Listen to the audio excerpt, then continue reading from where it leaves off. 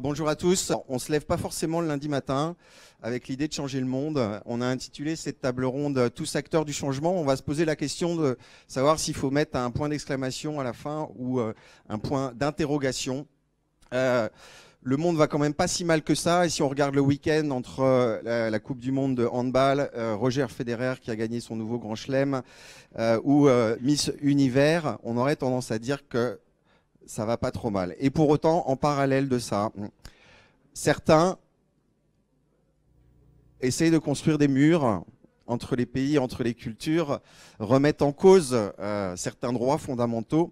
Et nous, ce qu'on va faire aujourd'hui ensemble et pendant toute cette semaine, c'est justement faire tomber les murs et ouvrir les portes. On a le plaisir, vous allez avoir le plaisir d'écouter des entrepreneurs, des start-upers, des changemakers, des militants, des philosophes. Ils nous font le plaisir d'être là. J'ai pour tous une profonde admiration et respect et les agendas de tout le monde sont bien chargés. Donc merci à nouveau à tous d'être là. Pour ceux qui sont dans les salles, vous aurez l'occasion peut-être de les croiser ou de les recroiser dans différents contextes. Pour ouvrir en fait cette discussion, je vais donner la parole à Mathieu Baudin. Tu es historien et prospectiviste. Alors déjà, tu vas nous expliquer ce que c'est. Et tu es le président fondateur de l'Institut des futurs souhaitables. Est-ce que pour inventer le monde de demain, il faut regarder dans l'histoire du monde d'avant? Et quels sont les enjeux aujourd'hui? Merci beaucoup. C'est pas la petite question du lundi matin, ça quand même. Il y a des philosophes et des historiens qui ont mis des centaines d'années à y répondre. Moi, je vais juste vous partager mon expérience. Donc moi, je suis historien, donc j'ai regardé ce que l'homme a fait depuis 10 000 ans. Et je suis prospectiviste, donc j'essaie d'imaginer ce que l'homme pourrait faire. Et finalement, à la pratique de ces deux disciplines, historien et prospectiviste, c'est un peu le même métier, sauf qu'on ne regarde pas du même côté. L'historien qui vous raconte la fin de Louis XVI ou le début de Charlemagne, il n'était pas à côté ni de Louis XVI ni de Charlemagne pour parler, il se base à partir d'un certain nombre de variables. Et de la même manière que les futurologues, prospectivistes, vous les appelez comme vous voulez, quand ils vous parlent de 2040, ils ne sont pas en 2040 au moment où ils vous en parlent. Les deux sont des raconteurs d'histoire.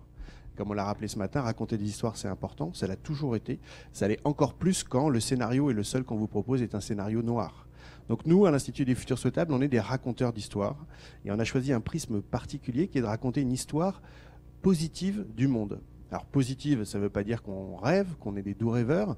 On est des rêveurs de possibles pluriels. Et quand on dit que demain, ça peut être un grand kiff, c'est qu'on a 150 experts et artistes avec nous qui nous donnent les arguments pour vous donner des moyens de penser que demain, ça peut être aussi un demain positif. Parce que dans les médias, comme vous, comme moi, vous constatez que dès qu'on parle du futur, c'est souvent la réalité augmentée de ce qu'on a de pire. C'est souvent un futur flingué, futur vertical, assez sombre, et c'est un peu game over pour l'environnement. Et le seul sursaut finalement qui permet de sauver l'humanité, c'est un homme et une femme qui s'aiment encore. C'est Blade Runner, c'est le 5e élément, c'est tous les scénarios de science-fiction. Or demain, c'est profondément ce que vous allez en faire, ce que on va en faire tous. Et ça, cette énergie-là, c'est ce qu'on aime à communiquer aux médias qui doutent qu'on peut encore changer le monde. Non seulement on peut encore changer le monde, mais en plus, il n'a jamais été aussi facile de le changer, pour 3 raisons. La première, c'est que notre civilisation, elle est en train d'arriver à son terme. Et c'est pas grave, la fin d'un monde n'est pas la fin du monde, qu'on se le dise, c'est juste un nouveau monde qui arrive. La deuxième chose, c'est qu'on n'a jamais été autant connecté et autant en capacité, avec tous les outils qu'on a, d'être acteur de cette métamorphose du monde. Et l'autre, c'est que en face de vous, il y a des gens qui veulent vous tirer vers le passé. Moi, j'analyse Trump comme quelqu'un qui a peur justement du changement et qui veut absolument ériger des murs pour conserver ce qu'il a finalement, ce qu'il connaît. Et finalement, ça lui a bien servi puisqu'il était en haut de sa grande tour dans ce monde-là. Et il a du mal à être un parmi les égaux avec les autres dans le monde d'après. Quand je vois au Moyen-Orient un certain retour vers une pensée qui était quand même héritée du Moyen-Âge, ou quand je vois des fascistes en Europe essayer de nous ramener dans les années 30, eh bien, je vois qu'il y a des gens qui nous tirent vers le passé. Ben, la bonne nouvelle, c'est qu'il y a des gens qui vous tirent vers le futur aussi. Ils sont ici, mais à travers nous, il y a 10 000 personnes, 100 000 personnes, et vraiment à travers la planète entière, il y a déjà des gens qui sont non seulement dans le 21e siècle, mais qui sont en train de préparer le 22e siècle. Et tout l'enjeu, c'est de traduire cette complexité du monde qui arrive pour le faire comprendre à ceux qui en doutent, ici et maintenant. Merci Mathieu. Alors on reviendra tout à l'heure On reviendra tout à l'heure sur les programmes et les initiatives de l'Institut, hein, notamment les Lab Sessions, qui sont des voyages d'exploration du futur auxquels j'ai pu prendre part. Et c'était une sacrée aventure. Un conspirateur positif, c'est qui? C'est quoi? Alors, notre écosystème, c'est vrai qu'on les appelle les conspirateurs positifs. Alors, conspirare, en latin, ça veut dire respirer avec. Et on a besoin d'un nouvel air, on a besoin d'un nouveau temps. Et c'est aussi fomenter. Donc, c'est des gens qui imaginent un futur qu'ils ont envie, c'est un futur souhaitable, et qui conspirent ici et maintenant pour y aller dans ce futur.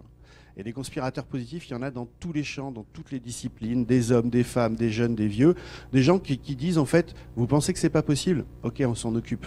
On s'en occupe dans l'éducation, on s'en occupe dans la médecine, on s'en occupe dans les sciences, on s'en occupe dans les territoires, on s'en occupe dans l'intergénérationnel entre les vieux et les anciens.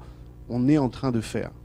Et la bonne nouvelle, c'est que non seulement ils sont en train de faire de l'empowerment, de l'empuissantement, ils sont en train d'être des super-héros du quotidien, mais ça fait 15 ans qu'ils font ça. Et donc ça fait 15 ans qu'ils se sont plantés, et ça fait 15 ans qu'ils ont une expérience déjà de la différence. Et la bonne nouvelle, c'est qu'ils ont réussi 2-3 trucs. Et donc, on est en train d'essayer de faire une cartographie finalement de ces conspirateurs positifs pour essayer de voir si toutes leurs initiatives cumulées, ça ne décide pas le monde vers lequel on veut aller. Ok, merci. Antonin, est-ce que alors, toi, tu es diplômé d'école de commerce, comme il y en a ici. Tu as passé quelques années en Amérique du Sud. Tu as monté ton premier blog, justement, là-bas, avant de créer WeShare. Est-ce que tu te définis comme un conspirateur positif? Et finalement, cette communauté mondiale, hein, internationale de WeShare, quelle est son ambition? Oui, merci. Bonjour à tous. Alors, d'abord, je voulais vous dire que... Alors, je sais quand c'est le directeur qui l'a dit, parfois on se dit le directeur il dit quelque chose et puis on sait qu'il est aussi là pour entre guillemets vendre sa soupe. Mais franchement, je suis vraiment d'accord avec lui. Vous avez une chance incroyable de bénéficier de cette semaine-là. Moi, j'aurais adoré en 2006, quand je suis rentré en école de commerce, qu'on me donne accès à de nouvelles façons de voir le monde, à des idées nouvelles, à des entrepreneurs qui inventent au quotidien de nouveaux modèles économiques, de nouvelles organisations. Et au lieu de ça, en 2006, c'était 2 ans avant la crise économique, moi on me parlait de finances de marché, on me parlait de faire plus de profit avec les entreprises qu'on pouvait créer. Et on parlait très peu, si vous voulez, d'entrepreneuriat social, de commerce équitable, de toutes les façons finalement de réinventer le monde autour de nous. Et je rejoins Mathieu, en fait, on a l'impression à 18-20 ans que toutes ces organisations, tous ces projets dont on entend parler, c'est des montagnes à construire, c'est des choses extrêmement compliquées à monter. Et en fait, moi, l'expérience que je voudrais partager avec vous, c'est que ce qui rend possible ces projets, c'est d'abord la passion. C'est d'abord une énergie communicatrice, et c'est d'abord le fait de croire vraiment en ce en quoi on est en train de travailler au quotidien. Donc je ne vais pas vous dire forcément de rechercher votre passion, parce qu'à 18 ans, 19 ans, on ne sait pas forcément par quoi on est passionné, mais soyez curieux. Prenez le temps de vous ouvrir à de nouvelles perspectives, de lire des livres que vous n'aviez pas forcément prévu de lire, de regarder des documentaires que vous n'avez pas forcément prévu de regarder, parce que c'est mis bout à bout toutes ces expériences-là et toutes les personnes que vous allez rencontrer qui vous feront peut-être à un moment donné toucher du doigt ce qui est peut-être proche de votre passion. Et si vous trouvez ça à un moment donné, alors quoi que vous fassiez, il y a des gens qui vont vous suivre, il y a des gens qui auront envie de travailler avec vous, et quel que soit le projet que vous créez, ce projet il sera couronné de succès d'une manière ou d'une autre. Alors moi effectivement j'ai fait une école de commerce entre 2006 et 2010. Je me retrouvais pas dans les cours qui étaient dispensés en école, et donc je suis vite parti en Amérique latine. Je suis allé me balader notamment au Brésil, en Argentine et puis ensuite en Espagne, justement pour m'ouvrir à de nouvelles façons de voir le monde, à de nouvelles réalités. Et puis j'ai commencé à passer beaucoup de temps sur Internet. Je me suis inscrit sur Twitter, j'ai suivi quelques conférences comme les conférences TED par exemple.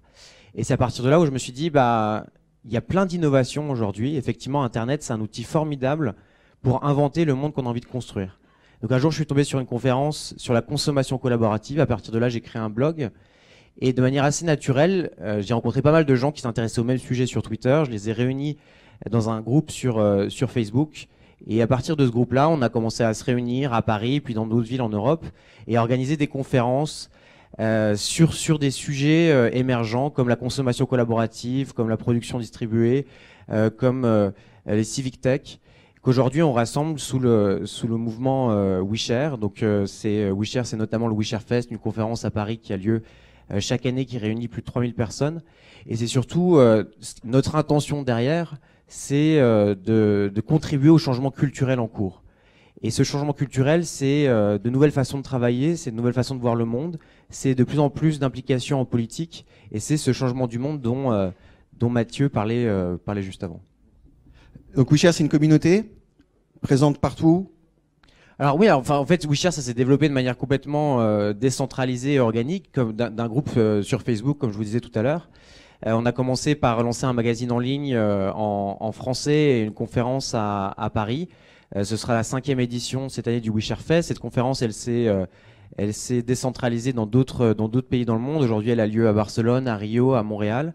Et à partir de cette conférence-là, on a développé un certain nombre d'autres activités comme l'accompagnement à des entrepreneurs, la contribution justement au changement culturel au sein d'entreprises.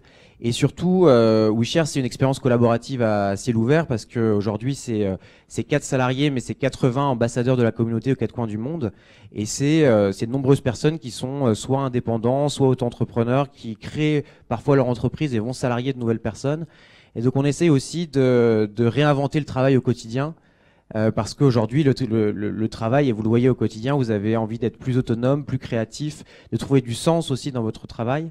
Et les organisations de demain, elles seront probablement structurées autour de collectifs avec de nombreuses structures juridiques en fonction des intentions des uns et des autres. Donc on est assez évolutif et voilà, l'organisation évolue aussi au quotidien en fonction des intentions des uns et des autres. Ok, merci. Une communauté, un accélérateur d'idées et de projets. Je vais donner la parole à Jean-Marc Poitvin. Alors Jean-Marc. Bonjour. Bonjour. Vous êtes ingénieur. Vous avez eu plusieurs vies et je crois que c'est pas fini. Vous étiez en 1990 aux États-Unis. Vous avez vu naître le web. Hein, donc 1990, je pense que personne dans la salle n'était né. Et puis vous avez participé à de grandes aventures comme notamment la création et le développement de Quelcou. C'est les cheveux blancs là, c'est ça ouais.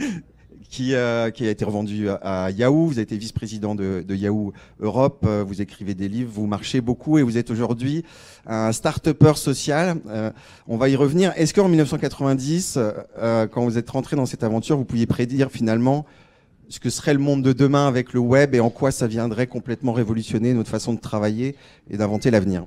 Alors en fait, prédire non, mais on avait compris. En fait, moi j'étais sur les bancs d'une prépa d'école d'ingénieur comme vous dans les années 80.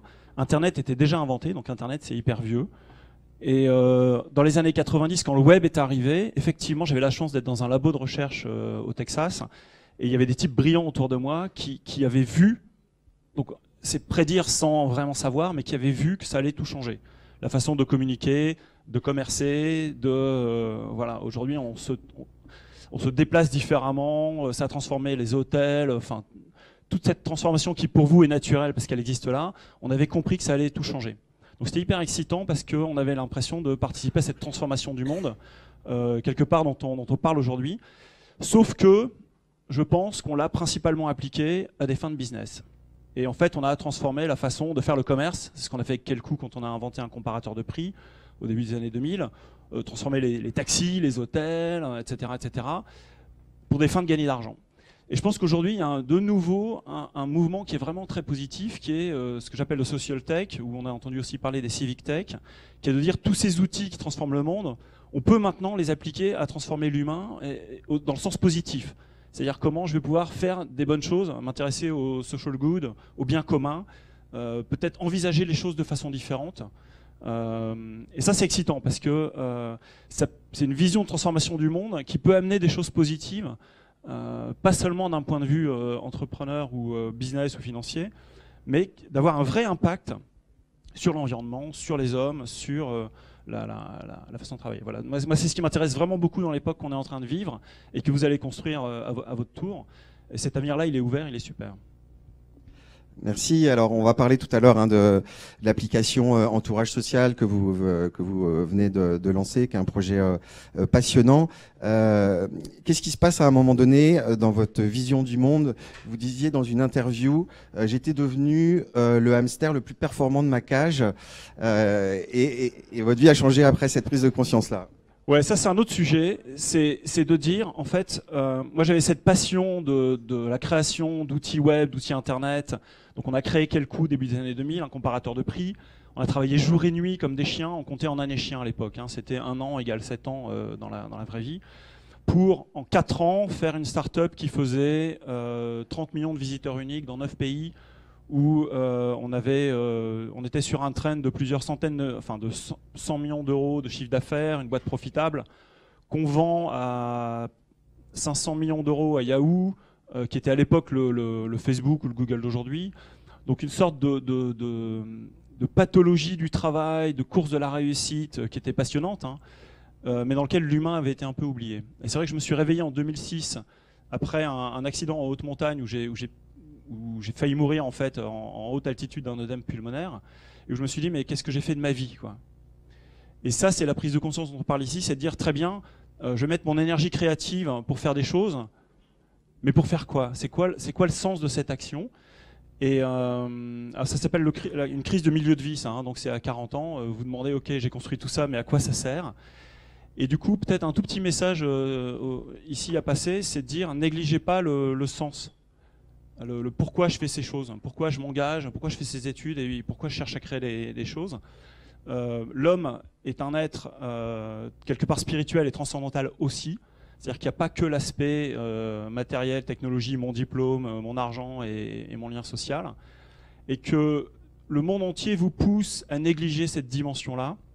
Hein, c'est Bernanos qui dit le monde moderne, c'est une vaste conspiration contre toute forme de vie intérieure. Et si vous négligez ça, à un moment donné, votre vie intérieure, elle vous rattrape et vous ne pourrez pas échapper à ce combat qui est un combat intérieur. Donc je pense que le réveil matin que j'ai eu en milieu de vie en disant « Ok, très bien, mais pourquoi je fais tout ça ?»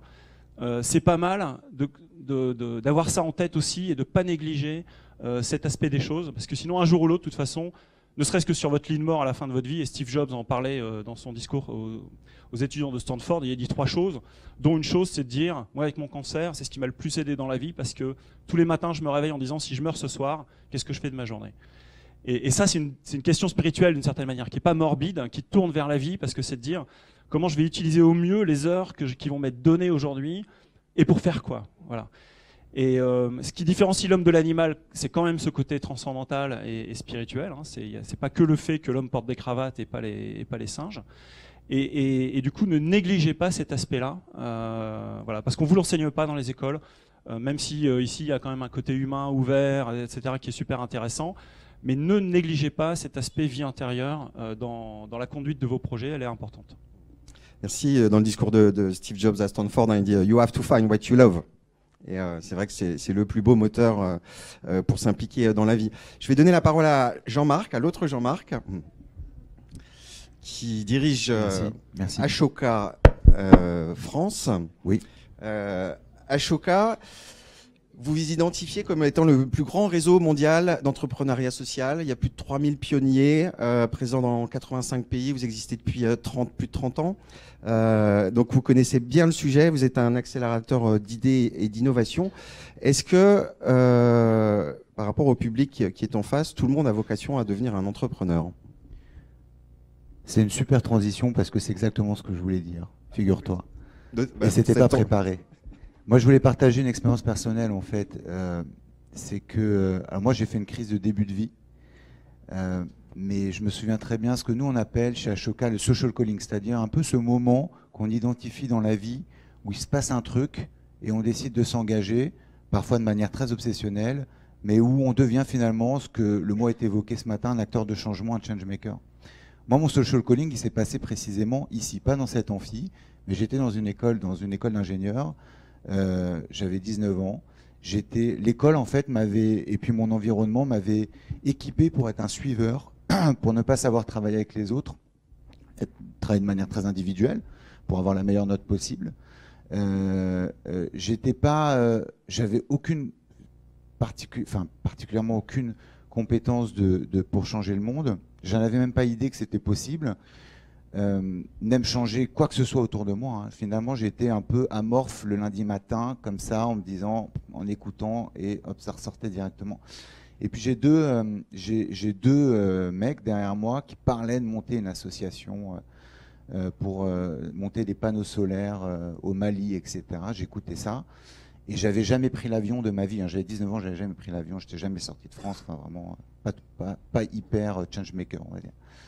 Et je les écoute et je me dis, ouais, c'est hyper intéressant, j'ai envie de m'engager là-dedans. Je me retourne, je dis, ouais, ça m'intéresse, est-ce que je peux monter le truc avec vous?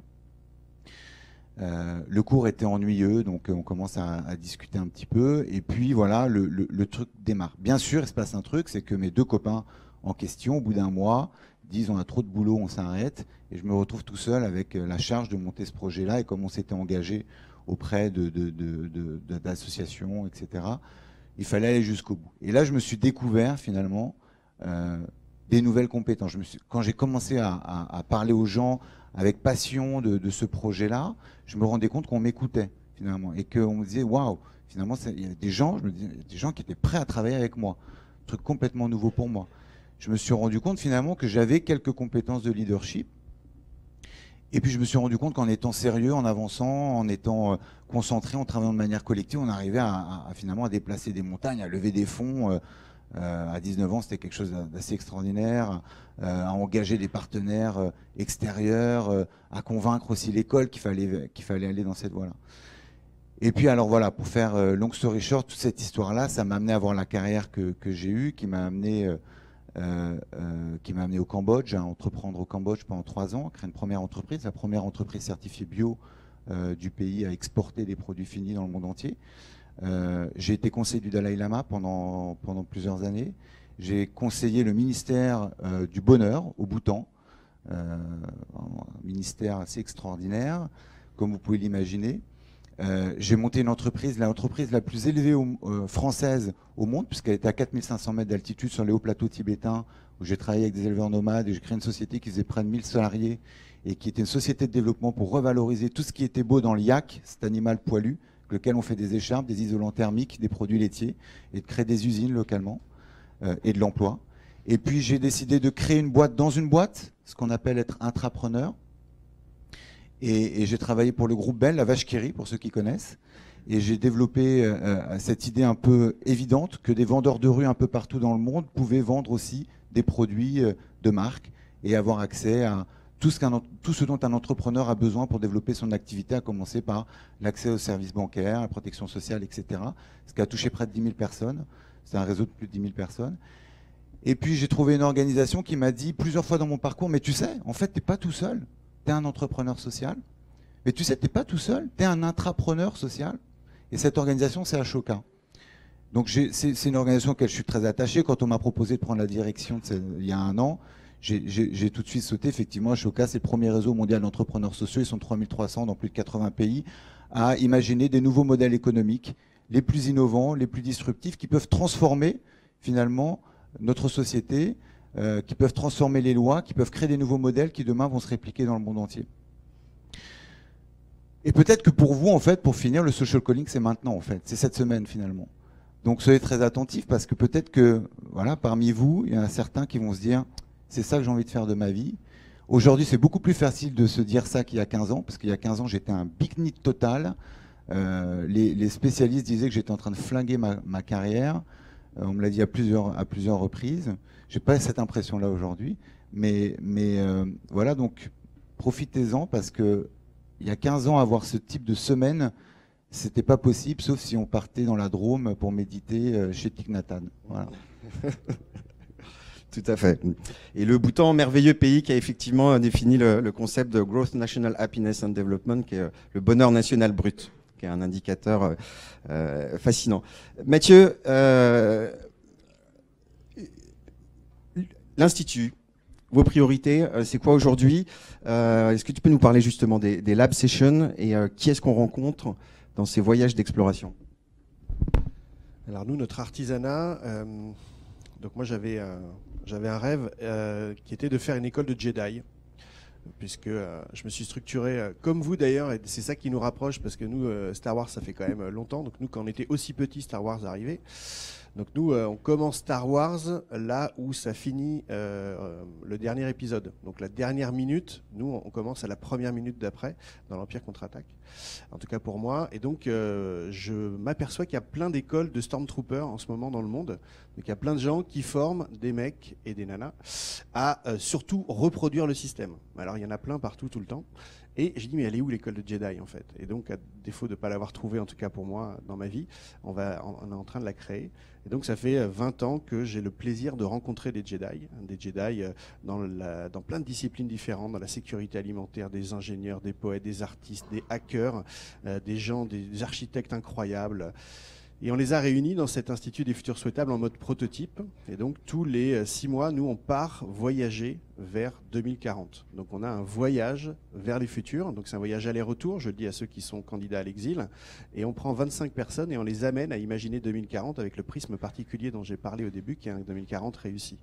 Donc pendant 6 mois, une fois tous les 15 jours, des gens incroyables comme Samuel, très différents. On a une biodiversité incroyable. On a eu un vice-amiral de l'armée, on a eu un chef d'orchestre, on a eu des Gen Y incroyables de l'entrepreneuriat social et puis des directeurs de l'innovation, des députés, peu importe, des gens qui ne se seraient pas rencontrés s'ils n'avaient pas pris le temps avec eux-mêmes et avec les autres pour faire un voyage initiatique vers demain.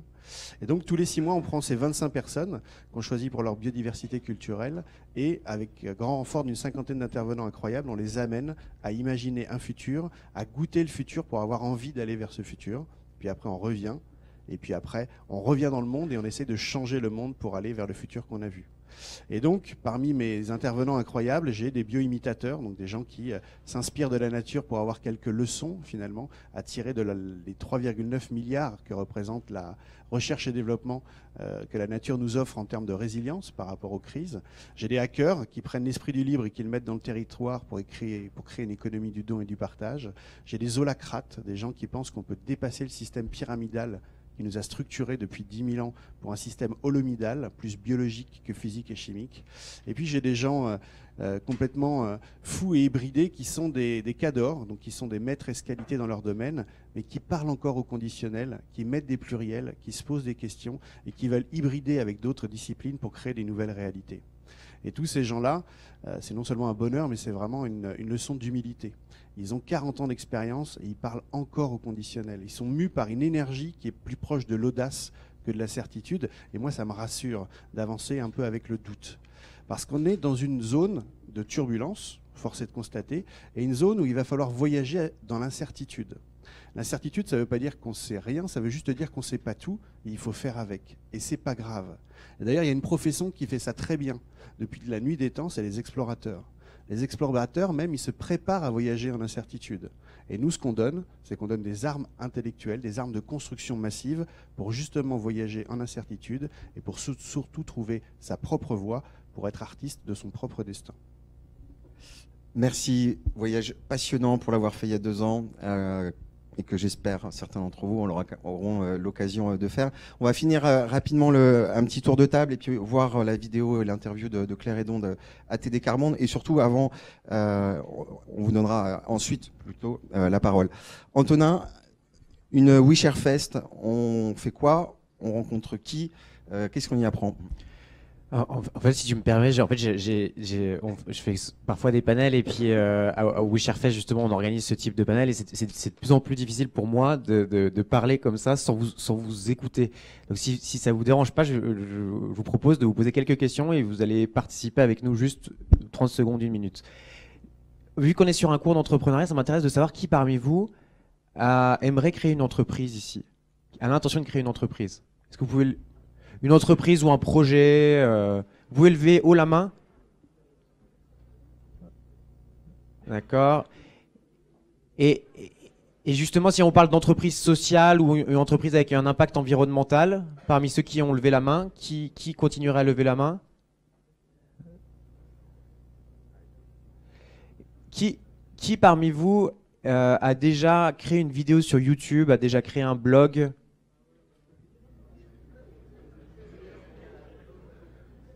Bah, vous voyez, quand vous créez une vidéo sur YouTube ou vous créez un blog, vous êtes déjà entrepreneur d'une certaine façon. C'est-à-dire que ces réseaux sociaux, c'est aussi un outil, c'est aussi ce qu'ils ont de géniaux, ces réseaux sociaux, et la différence entre votre époque, enfin, le fait de grandir à 18-19 ans avec les réseaux sociaux et la nôtre, c'est que vous êtes en contact avec le monde entier. À chaque fois que vous créez une vidéo sur YouTube, que vous tweetez ou que vous postez sur Facebook en mode ouvert, potentiellement c'est le monde entier qui peut réagir. Et c'est à partir d'un blog, à partir d'une vidéo que vous allez peut-être créer votre projet de demain ou votre entreprise sociale de demain. Et ce que je voulais vous dire aussi, c'est les projets structurants et à fort impact de demain, ils viennent parfois juste d'une rencontre. Ils viennent parfois juste d'un collectif que vous allez réunir dans la cafette ou d'un projet étudiant qui vous paraîtra finalement assez anodin au départ. Mais en fait, en le partageant sur Facebook, en le documentant, vous allez commencer à réunir d'autres personnes autour de vous et peut-être que ça va donner lieu à l'entreprise de demain. Et en fait, le WeShareFest, c'est ça notre expérience. C'est que moi, je suis arrivé à Paris en 2010, je viens de Nancy, je suis pas parisien, j'avais pas de potes à Paris. Et je me suis dit, je vais utiliser Twitter pour me faire des potes. Et en fait, en suivant des hashtags sur Twitter, vous rencontrez des gens qui s'intéressent au même sujet que vous. Et à partir de là, en les réunissant dans un appartement, en se rendant compte qu'on avait des valeurs communes et une volonté partagée d'avoir un impact sur le monde, on s'est dit, qu'est-ce qui nous rassemble? Ce qui nous rassemble, c'est un intérêt pour le numérique et la façon dont ça peut justement créer des modèles plus vertueux avec un impact positif. Et c'est comme ça qu'on a commencé par organiser une conférence. Alors, qui parmi vous est déjà allé au Cabaret Sauvage? A déjà fait une soirée au Cabaret Sauvage? Donc vous voyez, Cabaret Sauvage, c'est une salle qui est au nord-est de Paris et qui est plutôt une salle de concert, une salle où on peut aller voir tout type de musique. Et nous, on s'est dit, on va faire une conférence et où on va inviter des grandes entreprises, on va inviter des startups, on va inviter des activistes, on va inviter des collectivités locales avec l'intention de mélanger tous ces publics. Parce que si vous êtes déjà allé dans des conférences, les conférences, c'est souvent business d'un côté, social de l'autre, ou politique parfois. Mais rassembler tous ces publics ensemble et le faire avec une culture extrêmement forte de partage, de conviction partagée qu'on est en train de collectivement contribuer à un monde meilleur, c'est dans ces moments-là où vous créez l'espace culturel, où vous créez des frictions, où des gens qui jusque-là ne se parlaient pas, ne se connaissaient pas, vont en fait se trouver des atomes crochus et vont ensemble créer des projets concrets. Donc voilà, l'intention de départ du WeShareFest, c'était celle-là. Et cette année, on a un thème qui est Ville du monde entier, unissez-vous. Parce que justement, dans le contexte politique aussi compliqué qu'aujourd'hui, on estime qu'on ne peut plus ne pas s'impliquer politiquement. Et s'impliquer politiquement, ça ne veut pas forcément dire rejoindre un parti. Ça veut dire en tout cas assumer la responsabilité politique qu'on a tous de changement de ce monde et de changement des institutions. Donc au WeShareFest, on a des discussions sur les modèles économiques de demain, mais on a aussi et surtout des conversations sur comment est-ce que nous, entrepreneurs, nous, changemakers, nous, activistes, on peut faire bouger les lignes et on peut inventer des institutions qui nous ressemblent. Ok, merci Antonin. Jean-Marc, après Yahoo, vous avez été business angel. Aujourd'hui, vous êtes start-upper social. Entourage social, c'est quoi comme application? Et finalement, est-ce que les technos peuvent répondre à un problème d'exclusion, puisque vous travaillez essentiellement sur les situations d'exclusion et des SDF? D'abord, Entourage, c'est né à l'époque où j'étais le CEO d'un réseau social à Paris. Et en allant travailler le matin, je fais connaissance de personnes SDF qui sont sur ma route, voilà, et je deviens ami avec elles. Je passe un peu de temps à discuter. Et un jour de l'hiver 2012, je tombe sur un des types qui pleurait. Alors que d'habitude, il avait plutôt la patate. Il dormait là sur une plaque chauffante. Tout allait bien dans la vie, quoi, même si c'était pas très reluisant.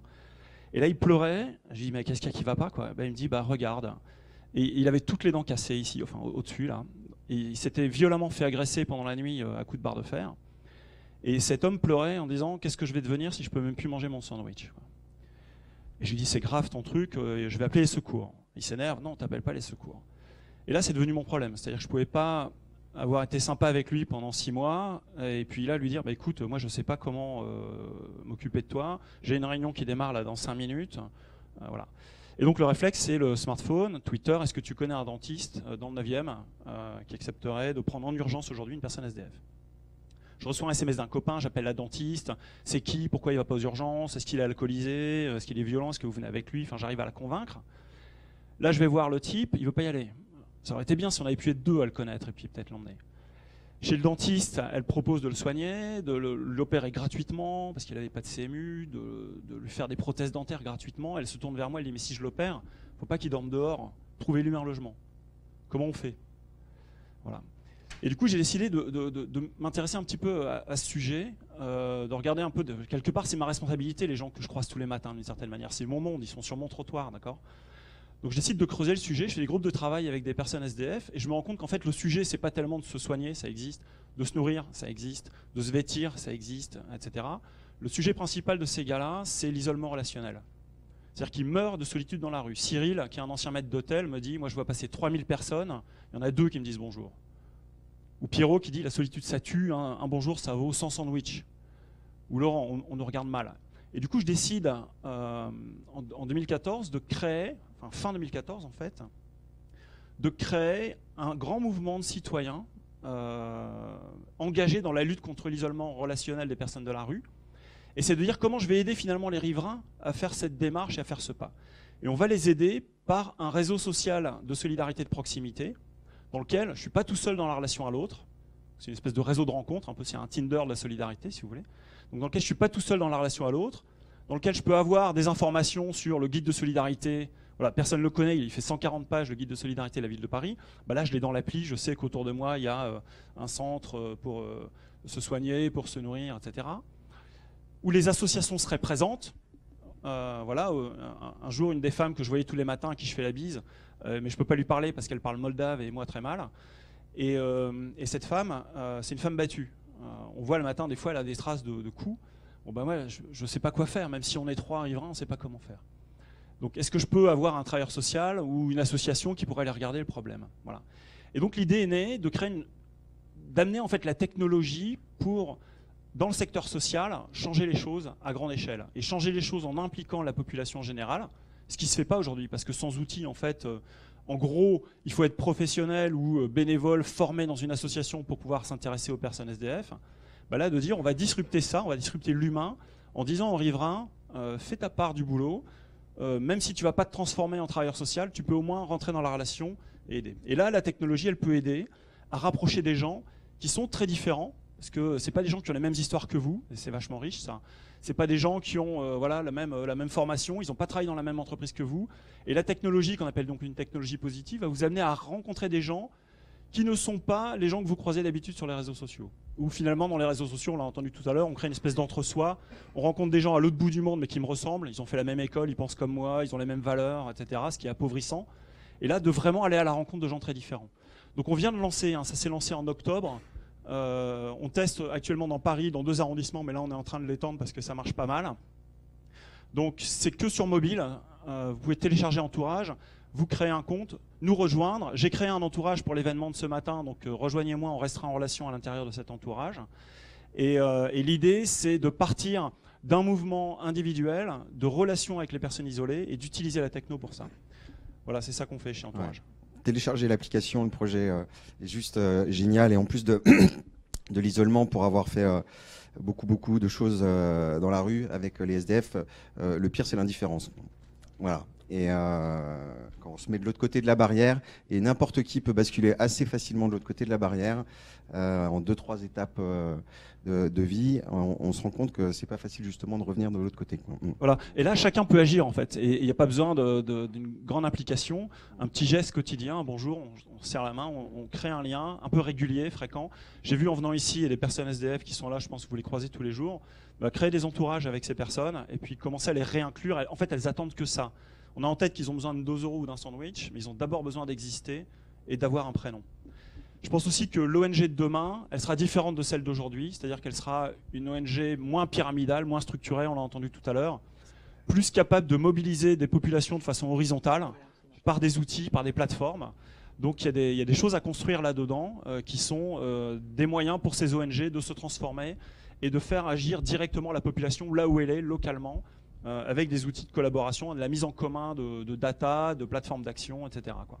Et ça, vous avez les billes pour créer ce type de préparer ce futur-là, en tout cas, et c'est maintenant qu'il se prépare, quoi. Super, merci. On va finir le tour de table et surtout après on vous donne la parole.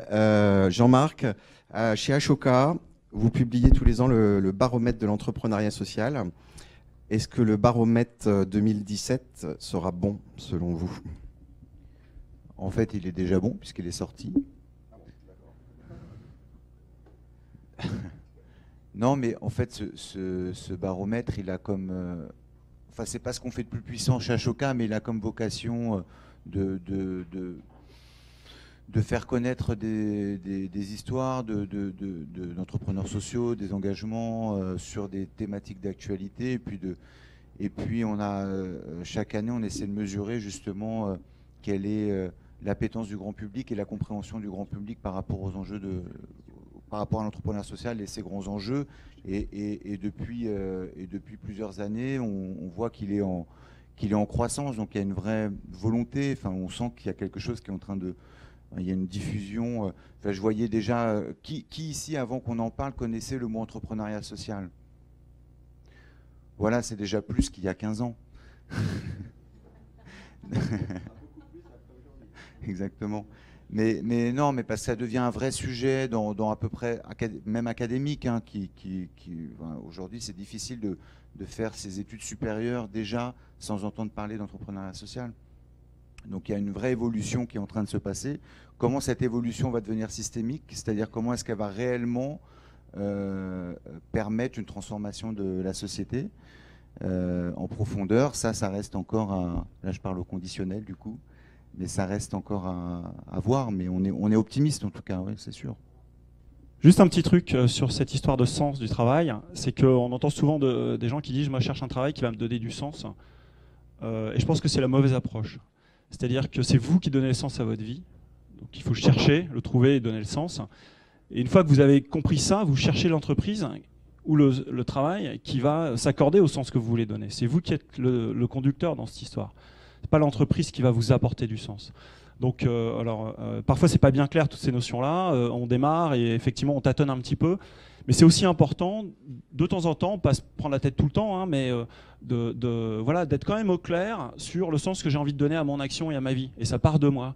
Ou ça part d'une réflexion que je peux avoir ou d'un échange avec les autres. L'entreprise va m'aider à grandir là-dedans parce qu'elle va me poser des problèmes, elle va me donner des moyens de me déployer, etc. Je travaillais 12 ans dans une grande multinationale avant de me lancer dans les startups et ça m'a apporté beaucoup de choses parce que c'est structurant, ça cadre, ça forme aussi. Mais à un moment donné, c'est pas l'entreprise qui amène le sens. Vous allez amener du sens à l'entreprise et vous allez trouver un travail qui va être aligné avec le sens que vous voudrez donner à votre vie, quoi. Mais soyez conducteur de votre vie, quoi. Vous parliez tous les deux, les Jean-Marc, vous parliez tous les deux de la crise de... Alors toi, tu parlais de la crise de milieu de vie, toi, tu as parlé de la crise de début de vie. Et je crois de plus en plus aussi qu'on n'attend plus de travailler 10 ans ou 20 ans dans une grande entreprise. Peut-être qu'on travaille 1 an, 6 mois, quelques mois, et on se dit directement, bon, je ne m'y retrouve pas, il faut que ça soit plus sensé, etc. Qu'est-ce que tu en penses, Jean-Marc, toi ? Je pense qu'effectivement, ça a été une grande évolution des 10 dernières années. Je vais prendre un exemple. Il se trouve que je fais passer les entretiens depuis de très nombreuses années à HEC. Et il y a 15 ans, l'entretien good cop, bad cop, c'était pas une légende. C'était vraiment comme ça que ça se passait. Et quand un candidat venait et disait moi, quand je sors de cette école, je voudrais faire de l'humanitaire, on lui disait c'est pas ici, désolé. Il se trouve qu'en fait, en très peu de temps, en l'espace de 3-4 ans, c'était plus 1 ou 2 candidats qui disaient qu'ils voulaient faire de l'humanitaire, c'était la moitié des candidats qui disaient qu'ils avaient envie d'avoir une expérience qui avait du sens. Et ils ont complètement transformé leur manière de faire les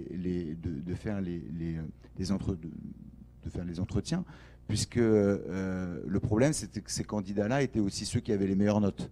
Donc il fallait les capter par rapport. Donc il y a vraiment, je sens une évolution par rapport à cette petite fenêtre qui est extrêmement forte. Chez Ashoka, il se trouve que dans l'accompagnement des entrepreneurs sociaux qu'on propose, on a une vingtaine de partenaires qui sont des entreprises de conseil qui, en pro bono, c'est-à-dire gratuitement, donnent du temps de leurs collaborateurs, de leurs consultants, pour des missions auprès de ces entrepreneurs sociaux.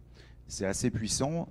Parmi ces 20 entreprises, il y a McKinsey, Latam & Watkins, Capgemini, Accenture, etc. Enfin, c'est des très grands groupes. Pour chacun de ces groupes-là, je pense que la motivation de créer cette opportunité pour leurs collaborateurs de pouvoir travailler gratuitement dans leur temps de travail pour aider des entrepreneurs sociaux, c'est peut-être parce qu'il y a une vraie dimension éthique, et j'en suis convaincu, mais c'est aussi surtout pour essayer de capter, pour essayer de garder ces collaborateurs les plus brillants qui ont envie aussi de donner du sens dans ce qu'ils font à un moment donné dans leur carrière, dans leur année, dans leur semaine.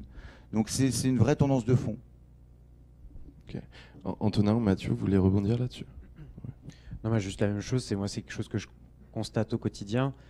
Il y a eu beaucoup d'études qui ont montré que la plupart des salariés aujourd'hui sont désengagés dans leur travail, et notamment ceux qui travaillent dans des grandes entreprises.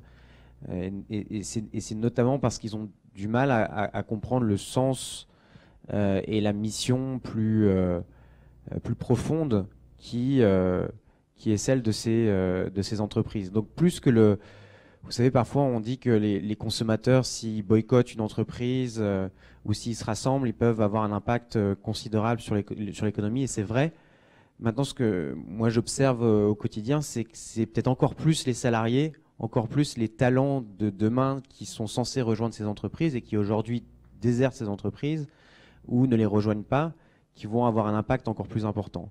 En 2010, quand je suis sorti, les Career Days, donc vous savez, les journées carrières où vous pouvez rencontrer les entreprises, BNP Paribas, Société Générale, c'était les entreprises qui étaient les plus visitées. En 2015-2016, ces entreprises, elles ont beaucoup de mal à rencontrer des étudiants. Pourquoi? Parce que quand vous allez faire un stage là-bas, vous ne trouvez pas forcément de sens.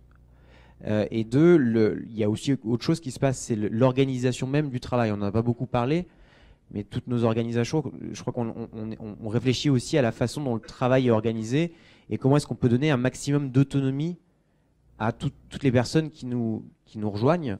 Et souvent, dans des organisations verticales, vous avez peu d'autonomie. Vous avez peu ce sentiment que votre action au quotidien peut avoir un impact important sur la vie de l'organisation. Et donc le travail, il est à réinventer. Il est aussi dans ces organisations que peut-être auxquelles vous avez donné naissance au cours de ce projet. Réinventer le travail et l'organiser sur des bases différentes avec plus d'autonomie, plus de créativité, plus de sens. C'est aussi ce qui créera la dynamique et le fuel des organisations du futur. Merci Mathieu, tu voulais rebondir aussi? Pas tant sur l'entreprise qui est quand même qu'un moyen et pas un but en soi, que sur la nécessité de réinventer. En fait, on est juste obligé de réinventer. Alors, on peut avoir un sentiment de panique en disant « Ah, c'est incroyable, enfin, je vais tomber », ou alors on peut avoir un sentiment de liberté. Notre génération, il n'y en a pas eu beaucoup de générations comme ça qui avaient l'obligation impérieuse de tout réinventer. Tout ce qu'on a appris, ici ou ailleurs, est peut-être pas adapté aux enjeux qui viennent. Et c'est pas grave. Il y a 50% des métiers qui vont être disruptés par la robotique d'ici à 25 ans. Et dans le même temps, les enfants qui rentrent à l'école, il y a 60% de leurs métiers qui ne sont pas encore inventés. Dans cette maelstrom de réinvention, il y a quand même des marches pour trouver ce qui nous plaît à nous, d'ailleurs. Et moi, j'en parle beaucoup de la disruption des robots. Ça fait énormément peur. Mais si notre boulot est remplaçable par une machine, c'est peut-être parce qu'on avait un boulot de machine. Et donc finalement, ça peut nous pousser à nous libérer et à rentrer encore plus dans ce qui nous fait être humain. Et moi, je trouve qu'on est dans cette phase-là où on peut réinventer totalement tout, on doit réinventer totalement tout. Moi, c'est une phase en tant qu'historien que j'ai vue une fois et encore a posteriori, puisque je n'étais pas là pour la vivre, c'était à la Renaissance. Et à la Renaissance, le temps de la Renaissance, pour eux, c'était une crise terrible. Et après, vous avez vu comment ça a transformé le monde pour annoncer le nouveau. Donc aujourd'hui, en fait, l'exercice que vous allez faire, c'est juste un prototype de vos vies. Vous allez devoir le faire aussi dans vos vies, au même temps que cette semaine. Aussi, je vous souhaite bonne aventure. Merci Mathieu. Merci à tous. On finit, Laure? Oui. Oui, ça marche. Écoutez, merci. Un très grand merci à vous quatre. Franchement, ils méritent vos applaudissements.